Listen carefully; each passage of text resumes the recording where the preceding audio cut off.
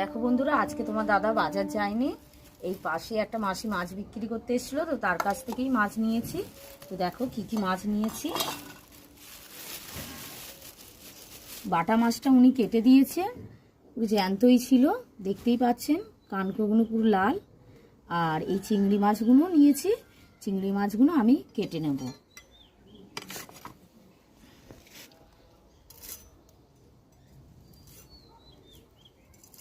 দেখতেই পাচ্ছ, বাটা আর চিংড়ি মাছ।